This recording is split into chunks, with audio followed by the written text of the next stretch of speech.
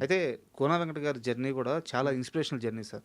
ఎందుకంటే పెద్ద కుటుంబంలో పుట్టారు. అవును. తర్వాత ఒక సినిమా తీసి 'తోకలేని పిట్ట' హ్మ్. చాలా ఫైనాన్షియల్ క్రైసిస్‌లోకెళ్లారు. కరెక్ట్. ఇండస్ట్రీలో తను బతకడానికి ఒక మార్గం ఎంచుకోవాలని జెప్పి కష్టపడి ఈ పని నేర్చుకొని హ్మ్. ఇక్కడ ఒక పెద్ద స్థాయికొచ్చారు. కరెక్ట్. మీరు ఆయనతో కలిసి ట్రావెల్ అయ్యారు కాబట్టి, ఒక 10 సినిమాలు చేశారు గాబట్టి, హ్మ్. ఒక మర్చిపోలేని మూమెంట్ ఏదన్నా ఒక డేలో ఆయన కష్టం గురించి గాని, హ్మ్. ఆయన స్నేహానికి ఇచ్చే వాల్యూ గాని, హ్మ్. ఒక మూమెంట్ గురించి ఏమైనా షేర్ చేయండి సార్?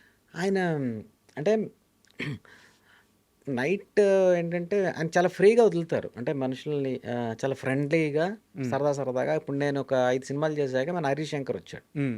'హరీష్ శంకర్' కూడా అక్కడే. హ్మ్. సో, ఆయనకి ఈవినింగ్ సరదా కబుర్లే.